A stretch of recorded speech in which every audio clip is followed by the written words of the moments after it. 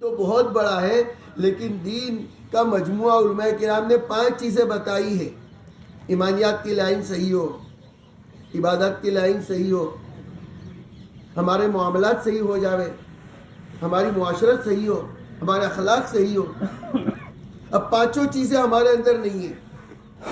اب ایمانیات میں کتنی ساری باتیں آئے گی، ہمارے عقائد، ہماری مانیتہ اللہ کے بارے میں اور حضور صلی اللہ علیہ وسلم کے بارے میں، قرآن شریف کے بارے میں ہمارے عقائد کیا ہونے چاہیے۔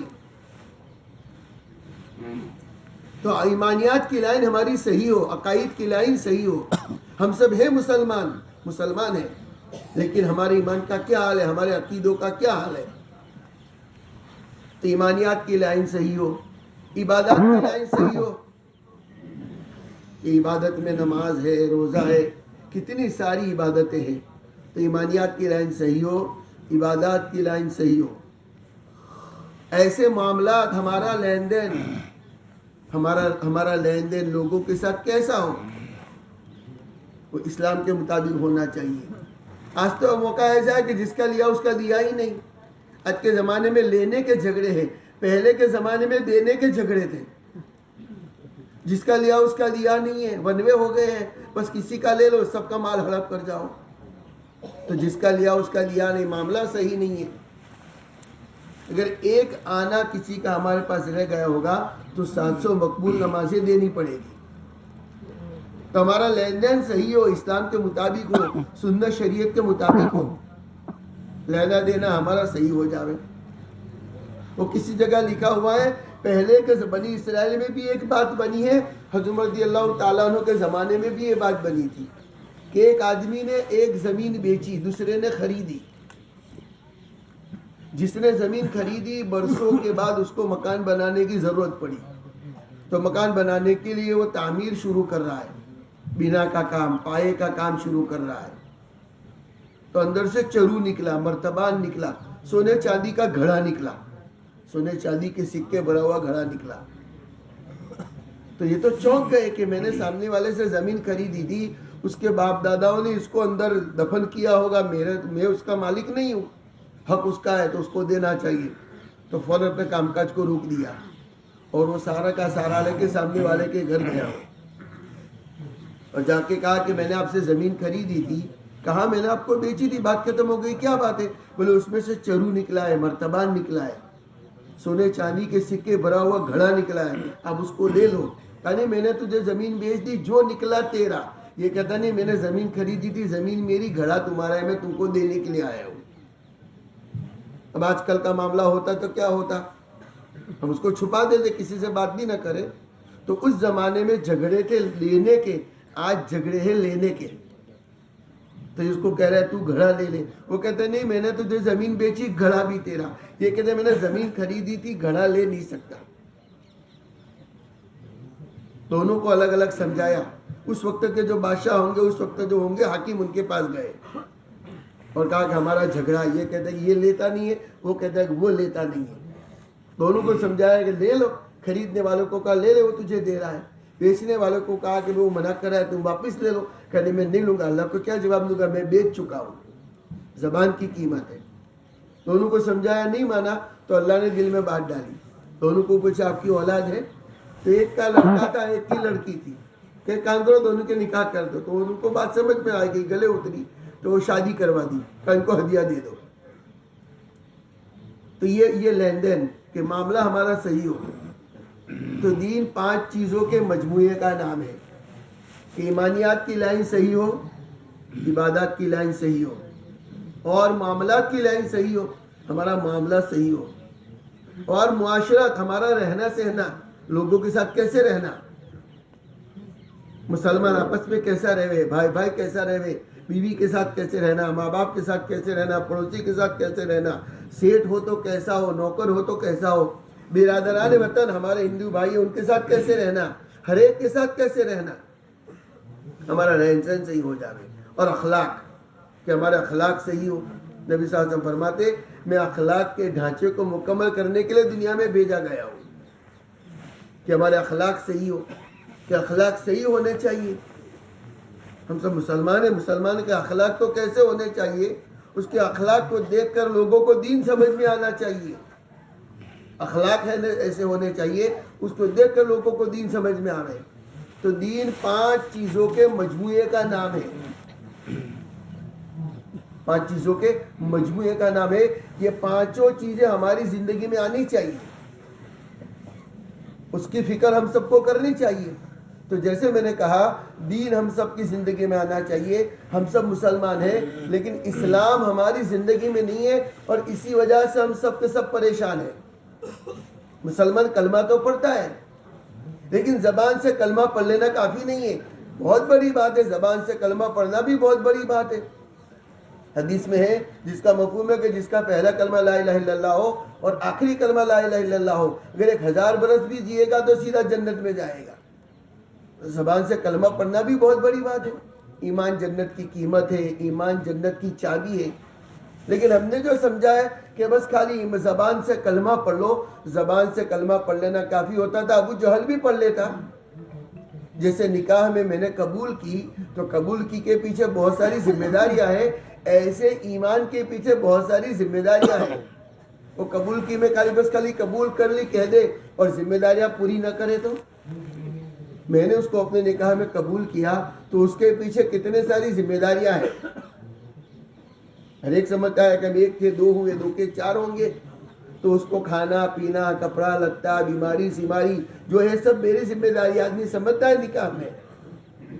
ایسے ابو جہل اور اس زمانے میں جتنے تھے وہ سمجھتے تھے کہ خالی کلمہ پڑھ لینا کافی نہیں ہے, ہم کلمہ پڑھ لیں گے تو اس کے پیچھے اس کے مطابق زندگی گزارنا پڑے گا. آج ہم سب مسلمان تو ہیں, بس خالی زبان سے کلمہ پڑھنے کو ایمان سمجھا. زبان سے کلمہ پڑھنے کو مسلمان نہیں کہتے. زبان سے کلمہ پڑھنا اور پھر زندگی بھی اس کے مطابق گزارنا.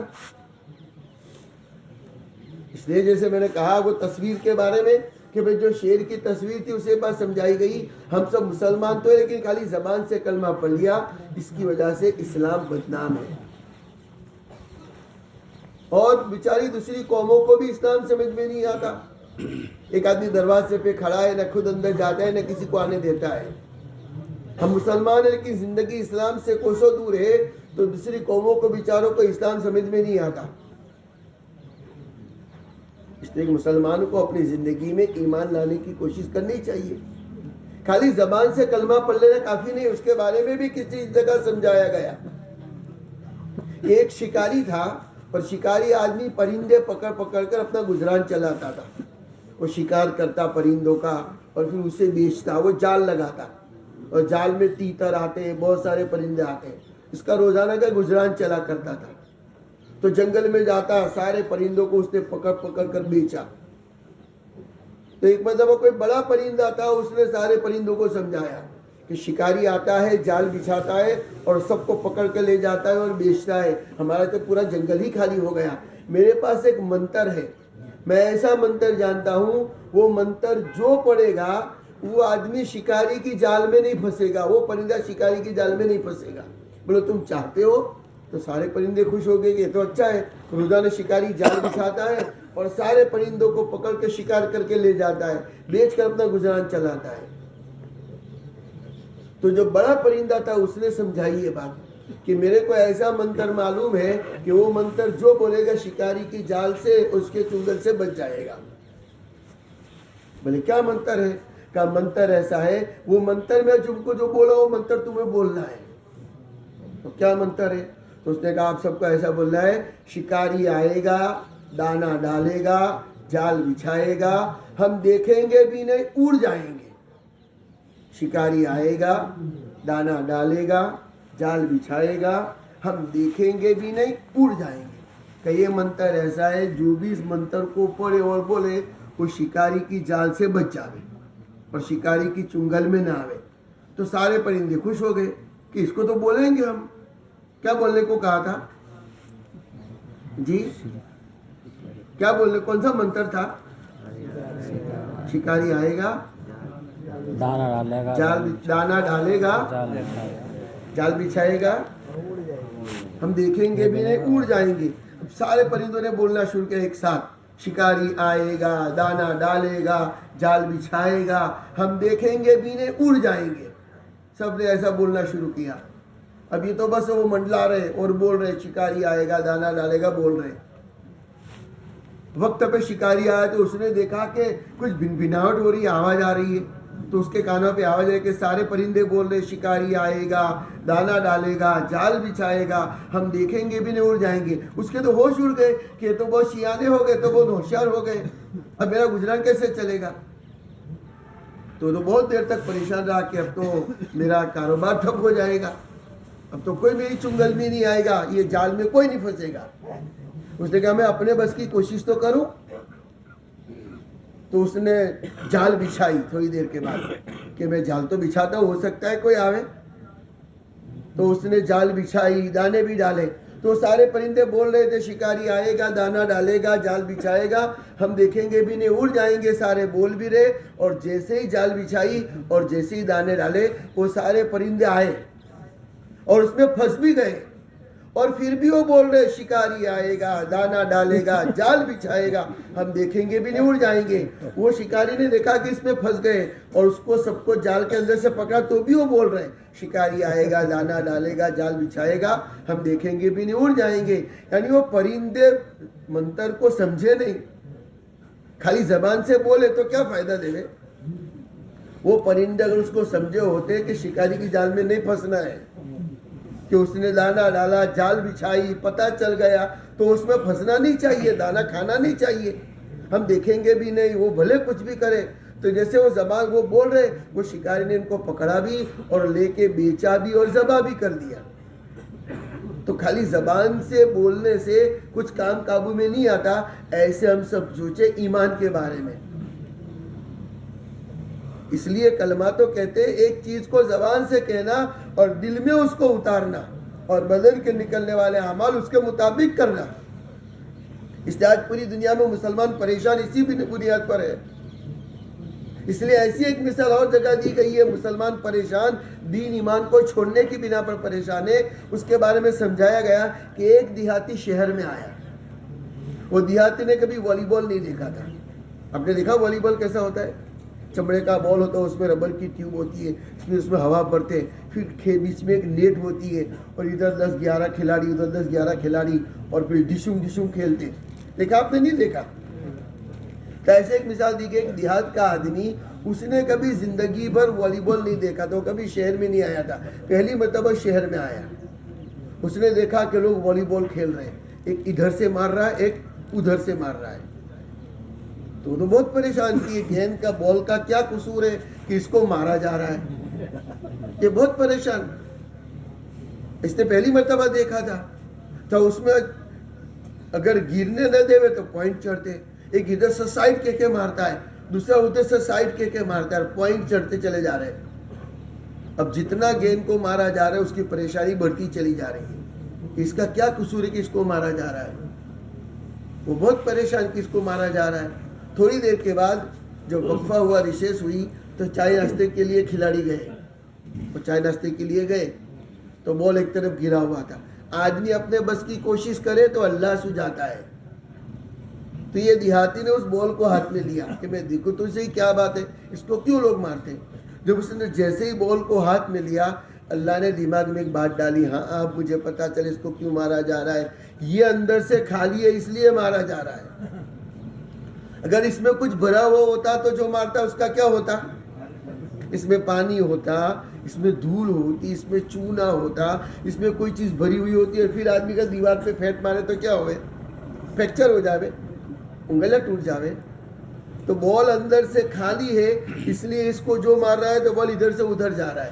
اگر بھرا ہوا ہوتا تو جو اس کو مارتا اس کے فریکچر ہو جاتا, انگلیاں ٹوٹ جاتی. ایسے اس مثال کو دے کر سمجھایا گیا, آج کا مسلمان دین ایمان سے خالی ہے, اس لیے ساری دنیا کا مسلمان پریشان ہے. ساری دنیا کا مسلمان پریشان کیوں ہے؟ کہ ہماری زندگی ایمان اعمال سے خالی ہے. اور جیسے کہا کہ دین تو 5 چیزوں کے مجموعے کا نام ہے. ایمانیات کی لائن, عقائد کی لائن, عبادات کی لائن ہماری صحیح ہو. اب ایمانیات میں کتنی ساری باتیں, عبادت میں کتنی ساری باتیں, معاملات میں کتنی ساری باتیں, معاشرت میں کتنی ساری باتیں, اور اخلاق میں کتنی ساری باتیں. اور یہ بات بھی ہمیں معلوم ہونی چاہیے کہ اصل زندگی تو مرنے کے بعد کی ہے. دنیا کی زندگی تو مختصر ہے. مرنے کے بعد کی زندگی کی تیاری کرنے کے لیے اللہ نے دنیا میں بھیجا ہے. جیسے فضائل اعمال میں ہے مرنے کے بعد ہر انسان سے 5 سوال ہوں گے. زندگی کہاں خرچ کی, جوانی کہاں ختم کی, مال کہاں سے کمایا, مال کہاں خرچ کیا, اور جتنا جانتے تھے اس پر کیا عمل کیا. یہ ہر ایک سے پوچھا جائے گا. 5 سوالوں کا واجبی اور معقول جواب ہر ایک کو دینا پڑے گا. جب تک آدمی 5 سوالوں کا جواب نہ دے سکے اس کے قدم محاسبہ کی جگہ سے نہیں ہٹیں گے. ہم اپنی مرضی سے دنیا میں آئے نہیں ہیں اور اپنی مرضی سے دنیا سے جا بھی نہیں سکتے. آدمی نہ اپنی مرضی سے دنیا میں آیا ہے نہ اپنی مرضی سے دنیا سے جا سکتا ہے, تو بیچ کی زندگی اپنی مرضی سے کیسے گزارنا. یہ بچپن سے لے کے موت تک کی جو زندگی ہے ہماری صحیح گزر جائے اس کی فکر ہے.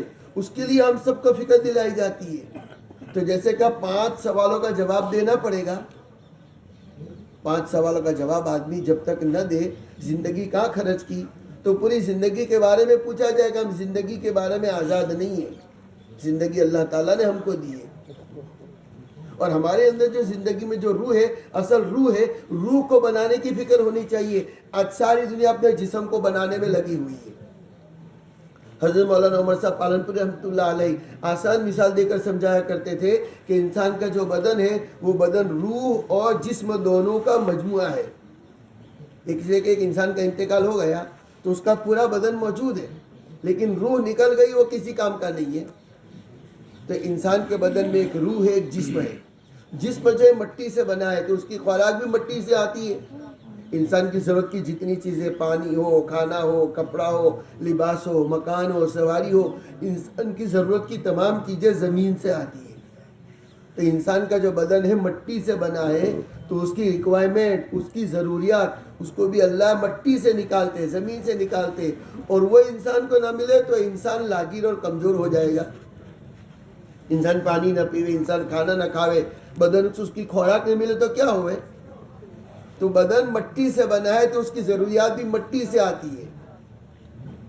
اور روح جو ہے اللہ کا حکم ہے تو اس کی خوراک بھی آسمان سے ہے. روح اللہ کا حکم ہے تو اس کی خوراک دین ہے, ایمان ہے, اعمال ہے. کہ بدن اس کی خوراک نہ ملے تو بدن کمزور ہو جاوے, ایسے روح کو اس کی خوراک نہ ملے تو روح کمزور ہو جاوے. تو روح کو اس کی خوراک ملنی چاہیے. وہ زندگی میں ایمان کو لانا ہے, اپنی زندگی کو دین سے معمور اور مزین کرنا ہے. چاہے انسان کا جو بدن ہے اس کو جوڑے رکھا ہے روح نے. جیسے روح ہے تو آپ سن رہے, روح ہے تو میں بول رہا ہوں. اگر روح نہ ہو تو انسان ڈیر ہو جاوے, انسان گر جاوے. اور حدیث میں ہے کہ موت جو ہے وہ نیند موت کی بہن ہے. جیسے ابھی میں زندہ تو ہوں لیکن جاگتا بھی ہوں. خالی انسان سو جاوے تو انسان کا بدن ڈھیلا ہو جاتا ہے. جیسے ابھی ہم سب, میں جسے بول رہا ہوں, ابھی بہت سارے لوگ سو رہے ہیں. اب سونے والوں کو نہیں پتا کیا بات کہی جا رہی ہے. اور حقیقت میں انسان سو جاوے تو سوئے ہوئے انسان کا بدن بھی ڈھیلا ہو جاتا ہے. جیسے وضو کے توڑنے والی 8 چیزیں ہیں, یہ بھی وضو 8 چیزوں سے ٹوٹتا ہے. جماعتوں میں ساری باتیں سکھائی جاتی ہے تو 8 چیزوں میں سے بڑی چیز ہے کہ ہوا کا نکلنا. 8 چیزوں سے وضو ٹوٹتا ہے. 2 چیزوں کا تعلق دماغ سے ہوتا ہے, پاگل ہونا, بے ہوش ہونا. 8 چیزوں سے وضو ٹوٹتا ہے, اس میں سے 2 چیزیں دماغ سے تعلق رکھتی ہے, 2 منہ سے تعلق رکھتی ہے, 2 بدن سے تعلق رکھتی ہے, 2 شرمگاہ سے تعلق رکھتی ہے. 2 چیزیں جو دماغ سے تعلق رکھتے ہیں وضو کو توڑنے والی, اس میں پاگل ہونا, بے ہوش ہونا. ایک آدمی وضو کیا تھا پاگل ہو گیا تو وضو ٹوٹ جائے گا. وضو کیا تھا بے ہوش ہوا, وضو ٹوٹ جائے گا. ایسے 2 چیزیں منہ سے تعلق رکھتی ہیں. منہ سے کیا تعلق رکھتی ہے؟ ایک تو کیا ہونا, الٹی ہونا, وامٹ ہونا. وامٹ ہونے سے چونکہ اندر سے ناپاکی اور گندگی نکلتی ہے اس لیے وضو ٹوٹ جاتا ہے. تو کیا ہونا اگر تھوڑی بہت ہوئی تو کوئی بات نہیں ہے تھوک کی طرح, لیکن منہ بھر کے ہو جائے گی تو اندر سے چونکہ گندگی نکلے گی. آپ کو معلوم ہوگا جب کیا ہوتی ہے تو بدبو آتی ہے, اندر سے گندگی نکلتی ہے. تو جیسے پیشاب پاخانے میں گندگی نکلی ایسے کیا میں بھی گندگی نکلتی ہے. تو ایک تو گندگی کا نکلنا یعنی کیا ہونا, اور نماز کی حالت میں زور سے ہنسنا. ایسے ہی کسی نے کوئی بات یاد آ گئی, کسی چیز کو دیکھا اور مسکرا دیا تو اس سے وضو نہیں ٹوٹتا. لیکن نماز کی حالت میں کھلکھلا کر ہنسا, ہاں ہاں ہاں چالو نماز میں کہہ دیا, تو نماز بھی ٹوٹے گی, وضو بھی ٹوٹے گا. نماز کی حالت میں کھل کھلا کر ہنسنا. تو وضو 8 چیزوں سے ٹوٹتا ہے. تو 2 دماغ سے تعلق رکھتی ہے کون سی؟ پاگل ہونا، بے ہوش ہونا. 2 منہ سے تعلق رکھتی ہے وامٹ اور کیا ہونا، الٹی ہونا. اور نماز کی حالت میں کھل کھلا کے ہنسنا. اگر ایسے ہی کسی نے ہنسا تو وضو نہیں ٹوٹے گا، لیکن نماز کی حالت میں ہنسے گا تو، جیسے ہم لوگ چھوٹے تھے مدرسے میں پڑھتے تھے، اسکول میں پڑھتے تھے، اگر کسی بچے سے بڑی غلطی ہو گئی تو ٹیچر اور استاد کہتے تھے باہر نکل جا، اور وہاں جا کے واپس آدمی کو نکال کے بلاتے تھے. کوئی غلطی کی تو کہ چلو باہر نکل، باؤنڈری سے باہر جا کے پھر آؤ. تو جیسے بڑی غلطی ہوئی تو باہر نکال کے اندر بلایا، ایسے ہی اس نے بڑی غلطی کی، نماز کی حالت میں کھل کھلا کے ہنسا تو اللہ نے کہا باہر جاؤ وضو کر کے آؤ. تو نماز کی حالت میں کھل کھلا کے ہنسنا. ایسے 2 چیزیں بدن سے تعلق رکھتی ہے. خون یا پیپ کا نکل کر اپنی جگہ سے بہہ جانا، تھوڑا بہت نکلا، مچھر کاٹا تو اس سے وضو نہیں ٹوٹے گا، لیکن نکل کر بہہ گیا تو وضو ٹوٹ جائے گا، اس لیے کہ وہ بھی ناپاکی نکلی. تو خون یا پیپ کا نکل کر اپنی جگہ سے بہہ جانا، اور ٹیک لگا کر سونا. ایسے کسی کو جھونکا آ گیا تو اس سے وضو نہیں ٹوٹتا. لیکن آدمی دیوار سے ٹیک لگا کے، کسی ایسی جگہ سے ٹیک لگا کے سویا، اس چیز کو ہٹا دیا جائے تو آدمی گر جاوے تو اس سے وضو ٹوٹ جاتا ہے. مجھے بات یہی سمجھانی تھی کہ ٹیک لگا کے سونے سے جب آدمی جاگتا ہے تو ایک دم اس کا بدن مضبوط ہوتا ہے، پھر آدمی سو جاتا ہے تو پھر گر جاتا ہے نیچے، بدن ڈھیلا ہو جاتا ہے. جیسے آدمی سو جاتا ہے تو منہ میں سے راڑ بھی نکلتی ہے. جیسے ابھی میں ایسے ہی بیٹھے بیٹھے سوؤں لیکن گہری نیند لے جاؤ تو میرا ہاتھ یوں گر جائے، آدمی گر جاتا ہے. تو آدمی سوتا ہے تو بدن ڈھیلا ہوتا ہے، بدن ڈھیلا ہوتا ہے تو بدن میں سے ہوا نکلتی ہے. تو ہوا کے نکلنے سے بھی اور 2 چیزیں شرمگاہ سے تعلق رکھتی ہے. شرمگاہ سے کیا چیز ہے؟ پیشاب یا پاخانہ کرنا یا ہوا کا نکلنا. پیشاب پاخانہ کرنے سے بھی وضو ٹوٹتا ہے اور ہوا کے نکلنے سے بھی وضو ٹوٹتا ہے. تو مجھے یہ بات سمجھانی تھی کہ جیسے وضو 8 چیزوں سے ٹوٹتا ہے، اس میں ایک یہ چیز ہے کہ انسان کا جو بدن ہے اس بدن کو جوڑ رکھا ہے روح نے. ابھی ہم سب خوبصورت اور روپارے لگتے ہیں اس لیے کہ ہم سب زندہ ہیں. انسان مر جاوے تو تھوڑی دیر کے بعد وہ آدمی پھولنا شروع ہوتا ہے. یا جانور بھی، کوئی بھی چیز راستے میں مرے ہوئے کٹے ہوئے جانور پڑے ہوئے تھے، کتا مرا ہوا ہے تو 2-4 گھنٹے میں پھولے گا، اور اگر کسی نے نہ ہٹایا 2-4 دن پڑا رہا تو اس کی ٹانگ بھی اونچی ہو جاتی ہے اور پورا کیسا پھول جاتا ہے. تو مجھے سمجھے نا آپ کو یہ بات ہے. مولانا عمر صاحب پالنپور رحمۃ اللہ علیہ فرمایا کرتے تھے انسان کا جو بدن ہے وہ بدن کا کام ہے ٹوٹنے کا، گل جانے کا، سڑ جانے کا، لیکن اس کے بدن کو جوڑ رکھا ہے روح نے. جسے میں ابھی بہت اچھا لگتا ہوں، آپ بھی بہت اچھے لگتے ہیں. کیوں؟ کہ ہم سب زندہ ہیں، ہم سب کے بدن میں ہماری روح موجود ہے. تو روح موجود ہونے کی وجہ سے ہم سب کی روح نے ہمارے بدن کو خوبصورت اور پکڑ میں رکھا ہوا ہے. انسان خوبصورت بھی لگتا ہے، جیتا جاگتا ہے، کھاتا ہے، پیتا ہے، سنتا ہے. تو بدن کا کام ہے ٹوٹنے کا، گل سڑ جانے کا. کہ انسان یا کوئی بھی جانور مر جاوے تو 2-4 گھنٹے میں وہ تحفظ اور بدبو آتی ہے. اس کو دفن کر نہ دیا جاوے تو گندگی ہوگی، لوگ اس سے دور بھاگیں گے. تو بدن کا کام ہے ٹوٹنے کا اور روح کا کام ہے جوڑنے کا. تو بدن جو ہے وہ ٹوٹنے کی طرف جا رہا ہے لیکن روح اسے ٹوٹنے نہیں دیتی. جیسے انسان جاگتا ہے تو مضبوط ہے، سو جائے گا تو بدن ڈھیلا پڑ جائے گا. میں ایک ہی بات آپ کو بار بار سمجھا رہا ہوں، آپ لوگ بات میری سمجھ رہے؟ بات سب کو سمجھ میں آ رہی ہے؟ میں کیا کہنا چاہ رہا ہوں؟ کس کو سمجھ میں آئی بات؟ جی کیا کہہ رہا ہوں میں؟ روح جوڑتی ہے اور بدن جو ہے ٹوٹنے کی. ہاں، بدن کا کام ہے ٹوٹنے کا. اگر روح نہ ہو تو بدن ٹوٹ جاوے. کیسے ٹوٹ جاوے؟ جیسے ہم سب نے دیکھا ہوگا انسان کا اگر انتقال بھی ہو جاتا ہے تو انتقال ہوتے ہی کیا ہوتا ہے، جو سمجھدار لوگ ہوتے ہیں، بڑے لوگ ہوتے ہیں، فوراً پیر کے دونوں انگوٹھے باندھ دیں گے، اس کے بدن کو سیدھا کر دیں گے، پھر یہاں بھی یہ جبڑا باندھ دیں گے. کرتے نہیں کرتے؟ یہ اس وجہ سے کرتے کہ انسان کی روح تھی تو کچھ کرنے کی ضرورت نہیں تھی، لیکن انسان کی روح نکل گئی، پرندہ اڑ گیا، پنجرے کا کیا حال ہوگا، یہ بدن کا کیا حال ہوگا، یہ گھٹ جائے گا، سل جائے گا اور یہ گندگی اس میں سے آئے گی. تو یہ جیسا بدن ہوتا ہے وہ کڑک ہو جاتا ہے اور انسان برا لگتا ہے. تو سمجھدار لوگ آنکھیں بند کرتے ہیں اور اس کے بدن کو صحیح سنوار کر دیتے ہیں اور دونوں ہاتھوں کو صحیح کر دیتے ہیں اور دونوں پیر کے انگوٹھے باندھ دیتے. اگر نہ کرے تو یہ پیر پورے چوڑے ہو جاوے اور پتہ نہ آدمی کیسا ہو جاوے، برا لگے، لوگ ڈرنے لگے. میں آپ کو سمجھا رہا ہوں ہم سب کا یہ حال ہے، یہ بدن کی پوزیشن ہے، یہ بدن کی صفت اور خاصیت ہے کہ انسان کا بدن ٹوٹ جاتا ہے، گل سڑ جاتا ہے. تو بدن کی خاصیت ہے گل سڑ جانے کی اور گندگی پھیلانے کی، لیکن روح نے بدن کو جوڑے رکھا ہے. اس لیے اگر روح نہ ہو تو انسان ختم ہو جاوے، خالی سو جاوے تو انسان کی راڑ نکلنے لگتی ہے اور انسان کے کھراٹے بولنے لگتے ہیں اور نہ بولنے کا انسان بولنے لگتا ہے. تو روح کا کام ہے بدن کو جوڑنے کا اور بدن کا کام ہے ٹوٹ جانے کا. تو مولانا مصعب پانوی رحمۃ اللہ علیہ یہی بات سمجھاتے تھے، وہ دنیا میں رہنے والے انسانوں، اگر بدن کو سنوارنے میں لگو گے پوری دنیا میں توڑ ہو جائے گا، اور روح کو سنوارنے میں لگو گے پوری دنیا میں جوڑ ہو جائے گا.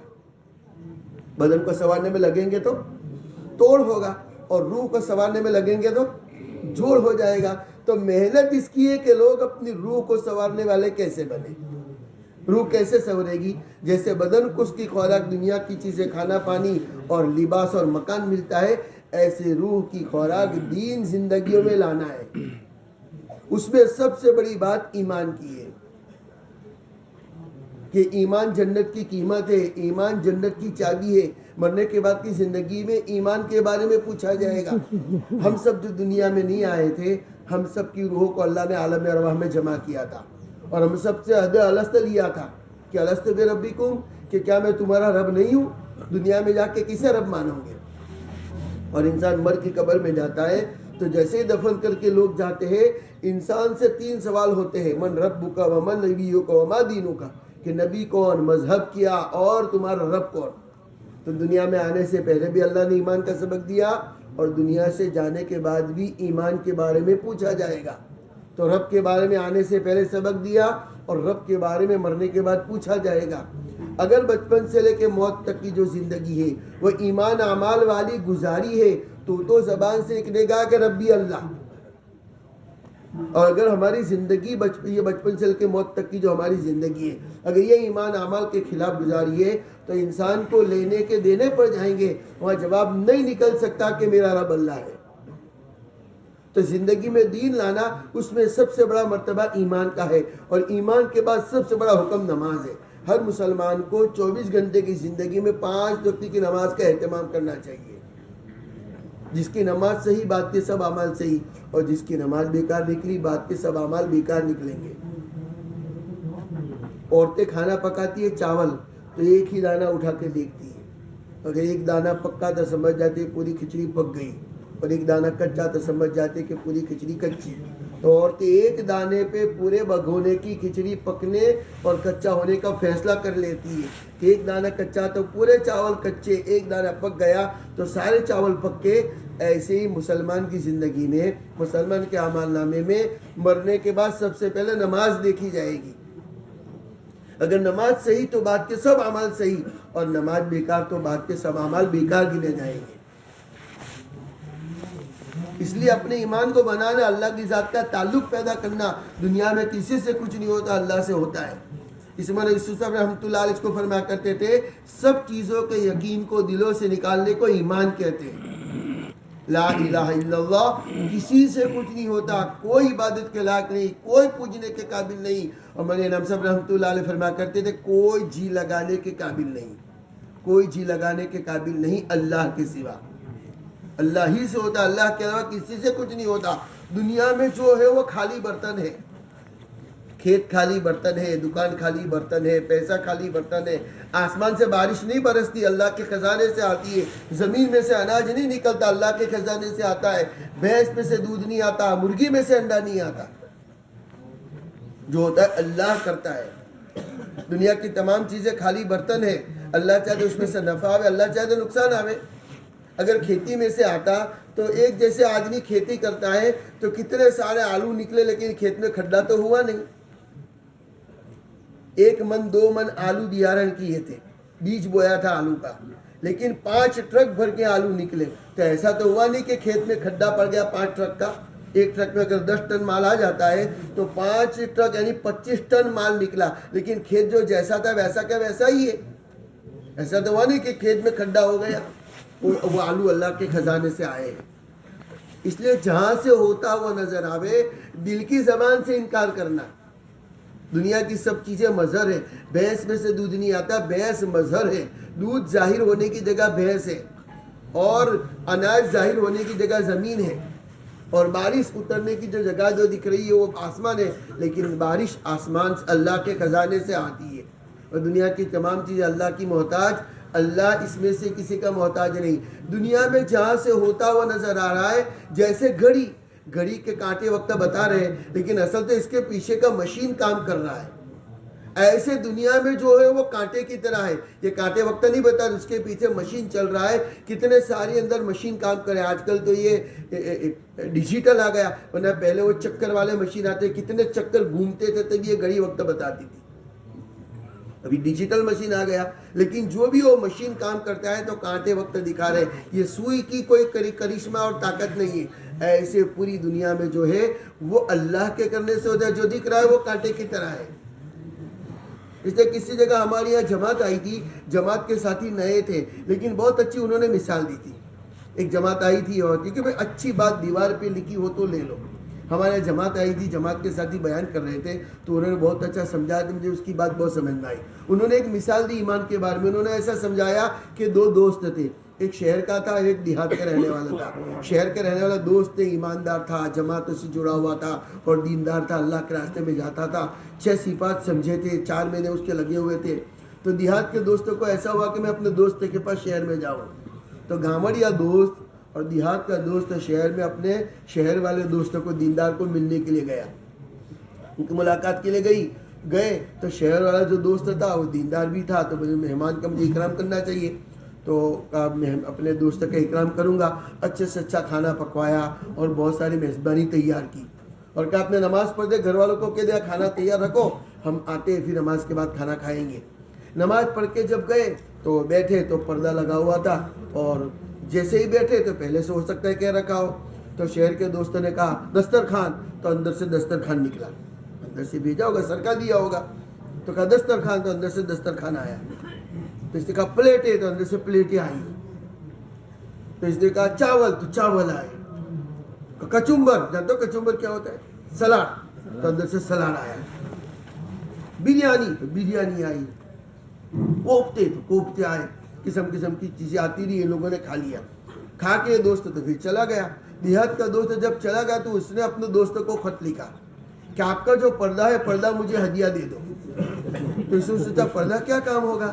بولے پرانا پردہ کیا کرنا، کوئی مانگے تو نیا دینا چاہیے. یہ شہر کے دوستوں نے نوا نکور پیٹی پیک پردہ خرید کے پیکنگ والا بھیجا. اس نے اپنے گھر والوں کو جمع کیا، بیوی کو، ماں کو، بھائی کو، سب کو، کہ میں شہر میں گیا تھا تو میرے دوست کے پاس ایسا جادوئی پردہ تھا کہ جو بولے پردے میں سے نکلے. اپنے بھی ایسا کرتے ہیں، میرے دوست کے پاس پردہ منگوایا ہے، بہت جلدی آ جائے گا، جب آئے گا تو میں بھی آپ کو دکھاؤں گا. تو گھر والے بھی انتظار میں کہ کب وہ پردہ آئے. وہ پردہ شہر سے آ گیا تو صوفہ سیٹ پہ بہن کو بٹھائی، ماں کو، بیوی کو، بچوں کو، اور پردہ لٹکا دیا دیوار پہ. اور دیکھا دسترخوان، تو کچھ نہیں آیا. پلیٹیں، تو کچھ نہیں آیا. چاول، روٹیاں، بریانی، یہ بولنے لگا کچھ آیا ہی نہیں. تو اس نے دوستوں کو پھر خط لکھا کہ تمہارا وہ پرانا پردہ جو تھا وہی بھیجو، نیا نہیں چاہیے. اس نے کہا بھائی تجھے کیا کام ہے؟ کہ تم جو بولتے تھے پردے میں سے نکلتا تھا، میں تو بہت کچھ بولا نکلا ہی نہیں. تو اس نے کہا میں پردے میں سے نہیں نکلتا تھا، میری ماں اور میری بیوی اندر بنا رہی تھی، صبح سے محنت کر رہے تھے، اور میں نے کہا تھا تیار رکھنا، تو سب تیار تھا، جیسے میں بولتا تو نیچے سے سرکاتے تھے. یہ مثال دے کر سمجھایا گیا وہ پردے میں سے کچھ نہیں نکلتا تھا، اندر سے اس کی بیوی اور ماں بیچتی تھی. ایسے سمجھا پوری دنیا میں جو ہے وہ اللہ کے کرنے سے ہوتا ہے. ساری دنیا پردہ ہے. ہماری فیکٹری بھی پردہ ہے، ہمارا دھندا بھی پردہ ہے، ہمارے پاس پیسہ اور کھیت وہ بھی پردہ ہے. دنیا میں جو ہے سارے پردے ہیں. اس مولانا صاحب رحمۃ اللہ علیہ تبلیغ کے بارے میں سمجھاتے تھے، ایمان والوں سے کہو کہ ایمان کے دھوکے سے نکلے. یہ جو 4 مہینے مانگے جاتے 6 نمبر ہے، ہر نمبر کا مقصد ہے. تو 6 نمبر کا بھی مقصد ہے کہ جان مال کے دھوکے سے بچنا. جان اللہ کی، مال اللہ کا. ہم اپنا سمجھ کے استعمال کر رہے ہیں، بہت بڑا دھوکہ ہے. اس دھوکے سے نکلنے کے لیے امت کے ہر پر سے 4 مہینے مانگے جاتے. اس لیے جو دعوت کے 6 نمبر ہے، اب لوگ جانتے ہو 6 نمبر کیا ہے؟ پہلا نمبر کون سا ہے جی؟ اور دوسرا اور تیسرا اور چوتھا اور پانچواں اور چھٹا ایمان، نماز، علم و ذکر. ایمان، نماز، علم و ذکر. اکرام، اخلاص، دعوت اللہ۔ ایمان یعنی کلمہ پڑھنا، ایمان بنانا۔ نماز یعنی 5 وقت کی نمازوں کا پڑھنا۔ علم یعنی علم کو سیکھنا۔ ذکر یعنی تسبیحات کی پابندی کرنا، جتنا جانتے اس پر عمل کرنا۔ اکرام یعنی حق والوں کا حق ادا کرنا، حق والوں کا حق ادا کرنا، اپنے حق کو معاف کرنا، رعایت کرنا، لوگوں کے حق کو، مخلوق کے حق کو ادا کرنا، اپنے ماں باپ کو راضی کرنا، ماں باپ کی خدمت کرنا۔ تو اکرام یعنی لوگوں کی قدر کرنا۔ اخلاص یعنی اپنی نیت کو درست کرنا، اور دعوت اللہ یعنی اللہ کی طرف بلانا، دین کی طرف بلانا، اللہ کے راستے میں جانا۔ ہر نمبر کا کوئی نہ کوئی مقصد ہے۔ ایمان سے بات چاہی جاتی ہے، دلوں کا یقین صحیح ہو کہ دنیا کی تمام چیزیں اللہ کی محتاج، اللہ کسی کا محتاج نہیں۔ اور کلمے میں بھی 2 جز ہے، لا الہ الا اللہ، کہ اللہ سے ہونے کا یقین کہ اللہ ہی سے ہوتا ہے، اللہ کے غیر سے ہونے کا انکار، اور محمد رسول اللہ، جناب محمد رسول اللہ صلی اللہ علیہ وسلم کے طریقوں میں 100% کامیابی، اور نبی صلی اللہ علیہ وسلم کے علاوہ کے طریقوں میں 100% ناکامی۔ ایک آدمی کو جانا ہے بمبئی اور دہلی کا راستہ اپناوے تو وہ بمبئی پہنچے گا؟ بمبئی جانا تو بمبئی کے راستے پہ جانا پڑے گا، اور دہلی جانا تو دہلی کے راستے پہ جانا پڑے گا۔ ایسے کامیاب ہونے کے لیے جناب محمد رسول اللہ صلی اللہ علیہ وسلم والا طریقہ ہے، کھانے میں، پینے میں، اٹھنے میں، بیٹھنے میں، چلنے میں، پھرنے میں، موت میت میں، رنج و رواج میں، ان سب میں جناب رسول اللہ صلی اللہ علیہ وسلم کا طریقہ اپنانا۔ تو یہ یقین پیدا کرنے کا کامیابی اسی میں ہے۔ علم سے بات چاہی جاتی ہے، تحقیقات کا جذبہ پیدا ہو، اور ہر بات کو علماء کرام سے پوچھ کر کرنے والے بنے۔ ذکر سے بات چاہی جاتی ہے، اللہ کا دھیان نصیب ہو، کہ اللہ کا دھیان نصیب ہوگا۔ جیسے ابھی آج کل تو CCTV کیمرے آ گئے، اور گاڑی اگر رفتار سے چلاؤ گے تو گھر پہ میمو آ جائے گا، بلکہ گھر پہنچنے سے پہلے موبائل میں میسج آ جائے گا کہ آپ کی گاڑی 120 کی تیزی رفتار سے اسپیڈ سے چل رہی ہے، آپ کو 2000 فائن ہوگا۔ تو آج کل جیسے حکومت کا اگر استظہار ہے قانون کا، تو حکومت کے قانون پہ عمل کرنا آسان ہو گیا۔ پہلے کے زمانے میں ہری بتی لال بتی ہوتی تھی شہروں میں، تو سگنل ہوتا تھا، ہری بتی ہے تو جا نہیں سکتے، ہری بتی ہے تو جاؤ، اور لال بتی ہے تو جا نہیں سکتے۔ تو حکومت کا دھیان ہے تو اس کے قوانین پہ عمل کرنا آسان۔ آج بندوں کو اللہ کا دھیان نہیں ہے، اس لیے اللہ کے حکموں کو پورا کرنا مشکل ہو گیا۔ اس لیے کتابوں میں لکھا ہے، حضرت شیخ عبد القادر جیلانی رحمۃ اللہ علیہ کے بارے میں، ان کے بارے میں لکھا ہوا ہے کہ ان کے زمانے میں ایک مرتبہ عصر کی نماز کو وضو کر رہے تھے، اور وہ چونکہ بڑے کاروباری آدمی تھے، تو ان کا جو پانی کا جہاز مال لے کے جا رہا تھا، تو خادم نے آ کے خبر دی، حضرت ہمارا جو پانی کا جو جہاز مال لے کے جا رہا تھا وہ ڈوب گیا۔ تو ہم اگر کوئی بات سنیں تو ایک دم ہم لوگ اچنبے میں پڑ جاتے، تعجب میں پڑ جاتے۔ کوئی نقصان کی خبر سنیں، اگر کوئی کہ کسی کا انتقال ہو گیا تو ایک دم زبان سے نکلتا ہے انا للہ، لائٹ چلی جائے تو انا للہ، لائٹ چلی گئی۔ جیسے جماعتوں میں نکل کر جو باتیں سنی، تو گسپک رحمۃ اللہ علیہ، خواجہ عبد القادر جیلانی رحمۃ اللہ علیہ وضو کر رہے تھے، اور خادم نے آ کے جیسے ہی خبر دی کہ پانی کا جہاز جو مال لے کے جا رہا تھا ڈوب گیا، سنتے کہنے لگے الحمدللہ، بغیر سوچے بغیر یاد دیکھے کہنے لگے الحمدللہ۔ نماز پڑھی، تھوڑی دیر کے بعد خادم نے خبر دی کہ وہ اور کسی کا ڈوب گیا تھا، ہمارا بچ گیا، سنتے کہنے لگے الحمدللہ۔ تو خادم نے کہا مجھے سمجھ میں نہیں آیا، بری خبر پہ انا للہ کہنا چاہیے، اچھی خبر پہ الحمدللہ کہنا چاہیے، آپ نے دونوں پہ الحمدللہ کہا۔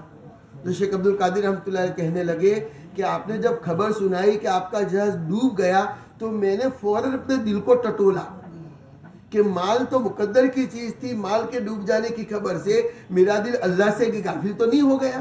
تو میں نے اپنے دل کو فوراً ٹٹولا، دیکھا کہ دل تو اللہ میں لگا ہوا ہے۔ تو میں نے الحمدللہ اس بات پر کہا کہ نہیں، بھلے میرا وہ مال کا جہاز ڈوب گیا لیکن دل تو اللہ ہی میں لگا۔ جیسے آدمی بھائی کوئی اعلان ہو کہ کسی کے پیسے گم ہو گئے ہو، تو یہاں سے اعلان تخت پر نشانی بتا کے لے جاوے، فوراً آدمی سوچے گا میرے تو نہیں گرے، آدمی فوراً سوچتا ہے اگر اعلان ہو جاوے کہ بھائی کسی کے پیسے گم ہو گئے ہو، زیادہ رقم ہے، تو نشانی بتا کے تخت پر سے لے جاوے، تو سب فوراً دیکھیں گے کہ میرے ہے کہ نہیں، میرے گر گئے کہ نہیں۔ ایسے وہ جب خبر بولے خادم نے سنائی کہ آپ کا جہاز ڈوب گیا، فوراً میں نے اپنے دل کو ٹٹولا۔ جیسے ہم پیسوں کی طرف جاتے ہیں، بولے میرے اپنے دل کی طرف گیا کہ وہ تو مقدر کی بات ہی، بھائی ڈوب گیا، لیکن دل اللہ میں ہے کہ نہیں۔ میں نے دیکھا کہ دل تو اللہ میں لگا ہوا ہے، تو میں نے اس بات پر الحمدللہ کہا تھا۔ اور جب بعد میں خادم نے خبر دی کہ اور کسی کا ڈوب گیا, ہمارا بچ گیا, تو مال بچ جانے کی خوشی میں دل مچل تو نہیں گیا, فوراً میں نے اپنے دل کو ٹٹولا, دیکھا کہ میرا دل تو اللہ میں لگا ہوا ہے, تو میں نے اس طرح دونوں وقت الحمدللہ کہا. تو یہ بات چاہی جاتی ہے. تو ذکر سے بات چاہی جاتی ہے کہ اللہ کا دھیان نصیب ہو جاوے. اللہ کا دھیان نصیب ہوتا ہے اللہ کا نام لینے سے. یہ جو جماعتیں آتی ہیں عام طور پر عصر کی نماز کے بعد ذکر کی بات ہوتی ہے نا, اس میں بات سمجھا جاتی ہے اللہ کو یاد کرو. تو اللہ کو یاد کرنا, اللہ کے نام سے اس میں تسبیحات کی پابندی ہے. اللہ کو یاد کرنا, اللہ کے احکام سے یعنی حکموں کو پورا کرنا, اور اللہ کو یاد کرنا اللہ کے کام سے یعنی تبلیغ کا کام کرنا, دعوت کی محنت کرنا, جماعت کی نقل و حرکت کرنا. تو ذکر سے بات چاہی جاتی ہے اللہ کا دھیان نصیب ہو جاوے. اکرام سے بات چاہی جاتی ہے, اکرام سے بات چاہی جاتی ہے پوری دنیا میں جوڑ ہو جاوے. آج پوری دنیا میں توڑ ہے. کیوں توڑ ہے؟ جس کا لیا اس کا دیا نہیں تو توڑ ہی ہوگا. ساری دنیا میں لینے کے جھگڑے, دینے کے جھگڑے ہی نہیں ہیں. تو محنت اس کی ہونی چاہیے, دینے کی فکر ہونی چاہیے کہ بھئی کسی کا حق میرے پر باقی رہے گا, حق والوں کا حق باقی رہا ہے, تو اگر کسی کے اگر پونی پائی باقی ہے تو 700 مقبول نمازیں دینی پڑے گی. ہم درست سنتے ہیں کہ حدیث میں ہے کل قیامت کے دن ہوگا مفلس کون, مفلس یعنی غریب, مفلس کون؟ تو لوگوں نے کہا کہ جس کے پاس پونی پائی نہ ہو. تو نبی صلی اللہ علیہ وسلم نے فرمایا نہیں مفلس وہ نہیں ہے. میری امت کا مفلس وہ ہے کل قیامت کے دن نیکیاں تو اتنی لے کے آئے گا جیسے ملک عرب کے پہاڑ, نیکیاں تو اتنی لے کے آئے گا جیسے ملک عرب کے پہاڑ, لیکن حق لینے والے حق لینے کے لیے آئیں گے. اس لیے کہ انسان دنیا میں جب آتا ہے تو جو لباس پہنا ہوتا ہے وہ لباس سلا ہوا نہیں ہوتا. بچہ دنیا میں جب منا آتا ہے اور بچہ دنیا میں پیدا ہوتا ہے تو گھر کی عورتیں اس کے لیے چھوٹے کپڑے پہلے ایک بالش کے بنا کے رکھتی ہیں. وہ سلے ہوئے نہیں ہوتے, وہ ترکون یا کپڑا ہوتا ہے سموسے کے آکار کا, اس کو تینوں طرف دوریاں ہوتی ہے. بچے کی دونوں ٹانگیں کھڑی کر کے وہ کپڑا رکھ کے تینوں طرف سے گرو لگا دی جاتی ہے. تو جس دن دنیا میں آئے تھے اس دن جو کپڑا پہنا تھا وہ کپڑا بھی نہ سلا ہوا تھا نہ اسے جیب تھا, اور جس دن مر کے دنیا چھوڑ کے جائیں گے اس دن جو کپڑا پہنایا جائے گا کفن, وہ بھی نہ سلا ہوا ہوگا نہ اسے جیب ہوگا. تو دنیا میں آتا ہے کچھ لے کے آتا نہیں, نہ دنیا سے انسان کچھ لے کے جاتا ہے. تو کل قیامت کے دن اعلان ہوگا کہ انسان مر کے چلا گیا ہوگا, کچھ لے کے تو گیا نہیں ہوگا. اب کسی کو مارا ہوگا, کسی کا حق مارا ہوگا, کسی کو گالی دی ہوگی. تو بولے میرے امت کا مفلس کون؟ بولے وہ نہیں ہے جس کے پاس پیسہ نہ ہو. نبی صلی اللہ علیہ وسلم نے فرمایا میری امت کا مفلس وہ ہے کہ نیکیاں تو اتنی ساری لے کے آوے کہ پہاڑ پہ رکھ دیا جائے تو پہاڑ دب جاوے, لیکن حق لینے والے حق لینے کے لیے آئیں گے. اور وہاں تو چونکہ کچھ لے کے کفن میں جیب ہی نہیں ہے, کچھ لے کے انسان گیا نہیں ہے, اب لوگ حق لینے کے لیے آئیں گے, وہاں تو کچھ ہوگا نہیں. تو سوچا جائے گا کہ اس کے عوض میں اور کچھ دے دو, تو اس کی نیکیاں حق کے بدلے میں دے دی جائے گی. پھر بھی حق لینے والے باقی رہیں گے تو لوگوں کے گناہ اس کے سر پہ ڈال دیے جائیں گے. اب نیکیاں تو بہتری تھی, لیکن چونکہ لوگوں کا حق دبا کے گیا تھا تو اس کی نیکیاں حق کے عوض میں چلی گئی اور لوگوں کے گناہ اس کے سر آ گئے. اس کو منہ جہنم میں پھینک دیا جائے گا. نبی صلی اللہ علیہ وسلم نے فرمایا کہ میری امت کا مفلس یہ ہے. تو چوتھے نمبر سے بات چاہی جاتی ہے کہ بھئی حق والوں پوری دنیا میں جوڑ ہو جاوے, حق والوں کا حق ادا کرو. اس مولانا ابراہیم صاحب فرماتے اپنے دین کو چوتھے نمبر کا تالا لگاؤ, اپنے دین کو چوتھے نمبر کا تالا لگاؤ. اس نے کسی جگہ دعوت کی مبارک محنت کی ہے. جو 6 نمبر ہے وہ 6 نمبر آسان انداز میں سمجھائے جاتے تھے. ایمان سے عمل زندہ ہوگا, نماز سے عمل ظاہر ہوگا. پہلا نمبر کون سا؟ ایمان. تو ایمان سے عمل زندہ ہوگا. دوسرا نمبر نماز, نماز سے عمل ظاہر ہوگا. تیسرا نمبر علم, علم سے عمل مکمل ہوگا, علم سے عمل مکمل ہوگا. اس کے ساتھ ذکر ہے, ذکر سے عمل قیمتی بنے گا, ذکر سے عمل قیمتی بنے گا. چوتھا نمبر اکرام, اکرام سے عمل محفوظ ہوگا. جیسے تالا ہوتا ہے, موبائل میں بھی کی پیڈ کا لاک ہوتا ہے. اب ابھی بھی تو موبائل میں وہ پیٹرن لاک آتے ہیں, فنگر لاک اور آنکھ والا لاک, کچھ بولنے کا لاک, جات جات کے لاک ہوتے. سب چیزوں میں لاک آ گئے. تجوری کے بھی لوگ ہو, جب تو یہ جو ڈیجیٹل گاڑی ہے تو اس کے بھی لوگ آتے. تو سب چیزوں کی حفاظت کا سامان ہے. تو دین کی حفاظت کا سامان چوتھا نمبر ہے. یہ جو چوتھا نمبر ہے وہ دین کی حفاظت کا سامان ہے. تو چوتھے نمبر سے بات چاہی جاتی ہے پوری دنیا میں جوڑ ہو جاوے.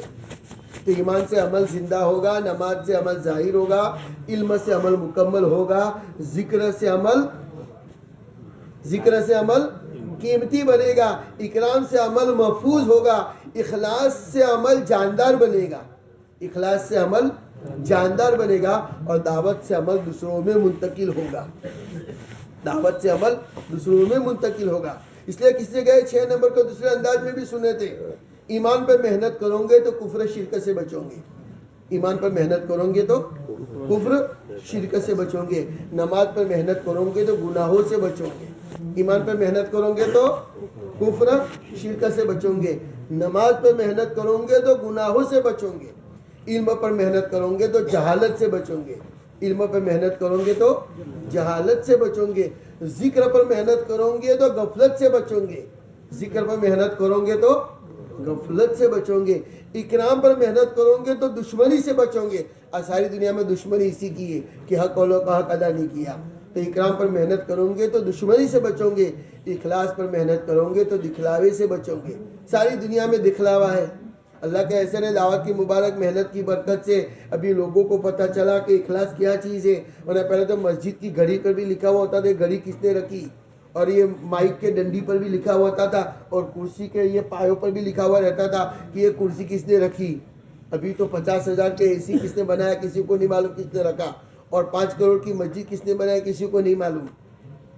اللہ کا احسان ہے، دعوت کی مبارک محنت کی برکت سے سمجھایا گیا کہ داہنے ہاتھ سے اگر صدقہ کرو تو بائیں ہاتھ کو پتہ نہ چلے، تو لاکھوں کروڑوں صدقہ ہو رہا ہے، لوگوں کا کام نکالا جا رہا ہے، لیکن اللہ ہی جانتا ہے کس نے دیا۔ یہ دعوت کی مبارک محنت سے ہوا۔ تو اخلاص پر محنت کرو گے تو دکھلاوے سے بچوں گے، اور دعوت پر محنت کرو گے تو بے دینی سے بچوں گے۔ بے دینی کے روگ سے بچنے کے لیے دین کی محنت ہے۔ دعوت کا مبارک محنت اور دعوت کا مبارک کام اسی عنوان پر ہے۔ جیسے ہر چیز زندگیوں میں محنت سے آتی ہے، تو دین بھی بغیر محنت کی زندگی میں نہیں آتا۔ یہ جو ہماری اتنی بڑی محنت ہے، 6 صفات کے مذاکرے اور اجتماعات کا کرنا اور جماعتوں کا نکالے جانا، آخر کیا بات ہے؟ مولانا علیہ صاحب رحمۃ اللہ علیہ سے لوگ پوچھتے تھے، مولوی صاحب آپ لوگوں کو جماعتوں میں نکالتے ہو کیا چاہتے ہو؟ تو مولانا علیہ صاحب رحمۃ اللہ فرماتے تھے، نہ ملک چاہتا ہوں نہ مال چاہتا ہوں، جناب رسول اللہ صلی اللہ علیہ وسلم اس امت کو جس دینی سطح پر چھوڑ کے گئے تھے، اس امت کو اس دینی سطح پر لانا چاہتا ہوں۔ کہ نبی صلی اللہ علیہ وسلم کے زمانے میں ایک منافق کی بھی ہمت نہیں ہوتی تھی کہ جماعت سے نماز چھوڑے۔ نبی صلی اللہ علیہ وسلم کے زمانے میں منافق کی بھی ہمت نہیں ہوتی تھی کہ جماعت سے نماز چھوڑے۔ وہ ماحول بنا تھا دعوت کی مبارک محنت کے ذریعے سے، دعوت کی مبارک محنت کے ذریعے سے وہ ایک ماحول قائم ہوا تھا کہ ایک منافق کی بھی ہمت نہیں ہوتی تھی کہ جماعت سے نماز چھوڑے۔ اس لیے دعوت کے مبارک کام کے بارے میں حضرت مولانا عمر صاحب پالنپور رحمۃ اللہ علیہ بہت آسان انداز میں سمجھا کر یوں کہتے تھے، تم دعوت کی مبارک محنت کرو گے تو دعوت کی مبارک محنت کے ذریعے سے لوگوں کی دلوں کی زمین کو نرم کرنا، جیسے کھیتی کرنی ہو تو ایسے ہی دانے ڈالو وہ اگے گا نہیں، پہلے زمین کو ہموار کرنا پڑتا ہے۔ کھیتی کرنی ہو تو بارش کی سیزن آنے سے پہلے کسان کیسی محنت کرتا ہے، زمین کو ہموار کر کے تیار کر کے رکھتا ہے، پھر اس کے بعد وہ پانی گرتا ہے، پھر وہ جب زمین تیار ہوتی ہے تو جو ڈالو گے اگے گا۔ تو مولانا فرماتے دعوت کی مبارک محنت کے ذریعے سے لوگوں کی دلوں کی زمین کو نرم کرنا، تو کیا ہوگا؟ ایمان کا بیج ہوگا، ایمان کا بیج ہوگا، عبادت کا تنا ہوگا، ٹھڑیا عبادت کا تنا ہوگا، احکامات کی شاخیں ہوگی، جتنے حکم ہے، نماز ہے، روزہ ہے، صدقہ ہے، داڑھی رکھنا ہے، سچ بولنا ہے، پردہ کرنا ہے، حج ہے، یہ سب احکامات کی شاخیں ہوگی، معاملات کی ڈالیاں ہوگی، معاشرت کے پتے ہوں گے، اخلاق کے پھل آئیں گے، اخلاص کا رس چڑھے گا، سنتوں کے پھول آئیں گے، اخلاص کا رس چڑھے گا۔ لیکن یہ سب ہوگا کب؟ اللہ کے راستے کے قربانے کی کھاد ہوگی، تعلیم کے حلقوں کا پانی ہوگا، گناہوں سے بچنے کی بال ہوگی، یہ سب اللہ کے راستے میں نکلنا اور مقامی 5 اعمال، یہ ساری چیزیں ہوگی تو دین کا درخت اگے گا، اور دنیا دین کے درخت سے پھل کھائے گی، دین کے درخت سے پھل کھائے گی۔ اس وقت دنیا میں جتنا دین ہے ہمارے بڑوں کی قربانی کی برکت ہے، ہمارے بڑوں نے قربانی دی، اس کی برکت سے ہم تک دین پہنچا۔ اور کسی جگہ لکھا ہوا ہے کہ کچھ نوجوان جا رہے تھے اور ایک 100 سال کے بڑی عمر کے بڑے میاں تھے، وہ کچھ بیج بو رہے تھے، درخت لگا رہے تھے، تو جیسے آم کو 5 سال میں پھل آتا ہے, کیلوں کو 15-20 مہینے میں کیلا آتا ہے, ہر درخت کے ایک دم تو پھل نہیں آ جاتا, کھجور کو 15-20 سال میں کھجور آتی ہے. تو ہر چیز کا پھل ایک مدت کے بعد آتا ہے. تو نوجوان جا رہے تھے اور ایک 100 سال کے بڑے میاں بڑی عمر کے بیج بو رہے تھے, درخت لگا رہے تھے. تو یہ ہنس رہے تھے کہ یہ بڑے میاں قبر میں پیر لٹک رہے اور یہ درخت لگا رہے, یہ کہاں اس کے پھل کھانے والے. تو بڑے میاں کہنے لگے جاؤ میاں کام کرو, تم جتنے پھل کھاتے ہو تم نے لگائے تھے, وہ تو لگانے والے نے لگا لیے, تم پھل کھاتے ہو. اس لیے ہم سب کو معلوم ہے, جو شیخ نے فضائل صدقات میں لکھا ہے کہ ایک لقمہ جب تک 360 محنتیں نہ ہو آدمی کے منہ میں وہ لقمہ نہیں جاتا. ہم نے رات کو جو کھانا کھایا, رات کو کیا کھایا تھا جی, دال روٹی کھائی تھی.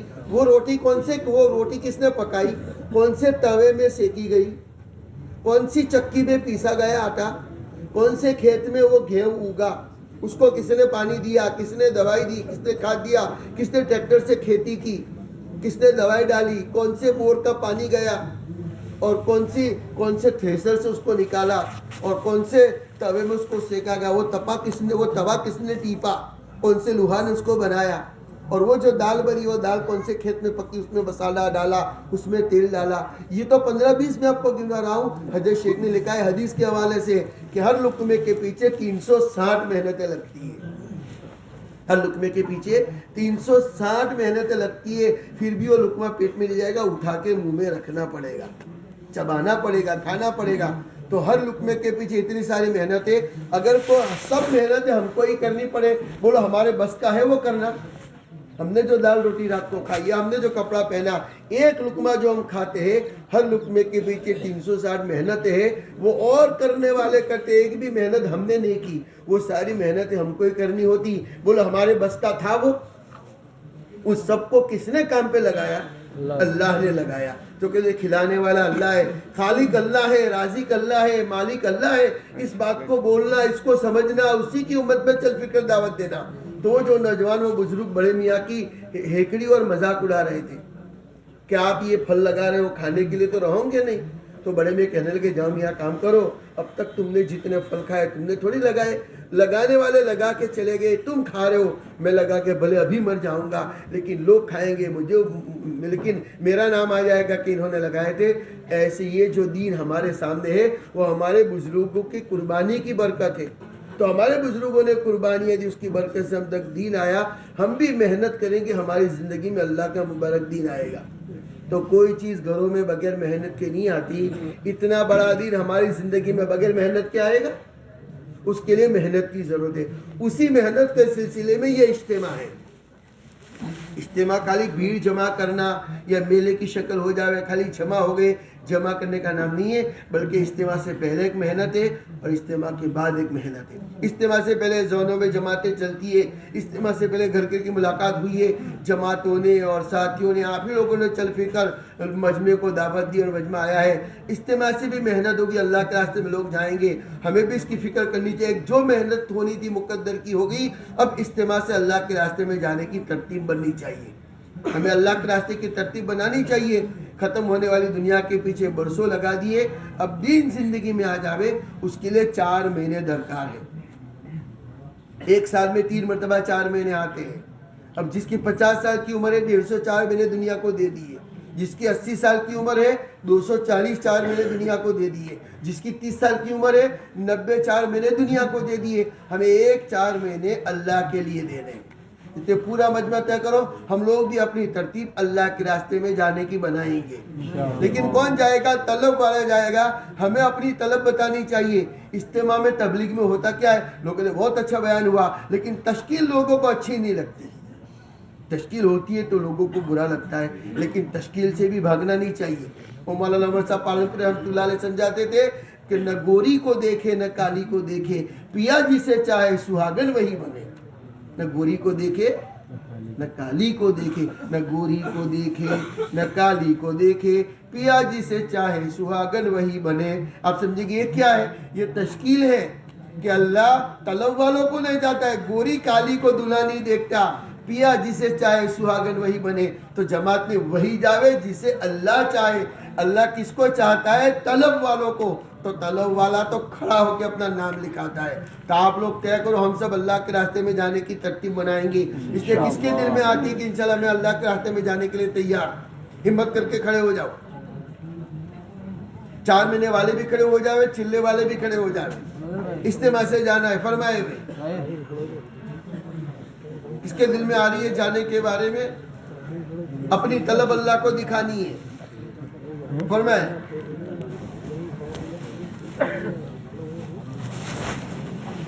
اگر خود نہیں جا پاتے تو کسی کو معلوم ہے ہمارے گھر سے کوئی جانے والا تو گھر سے کھڑا ہو جاوے. یہ جماعتیں بن کے آئی ہوگی میں مناور سے اور علی راجپور سے, جابوا سے, ککشی سے, جن جن بستیوں سے جماعتیں بن کے آئی ہو. ساتھیوں کو معلوم ہو تو بتاوے, محنت ہوئی ہے. کہاں سے جماعتیں تیار ہو کے آئی ہے یا کہاں کی جانے والی ہے؟ یہ سب باہر کی جماعت ہے, کوئی بولتا نہیں ہے. آپ لوگ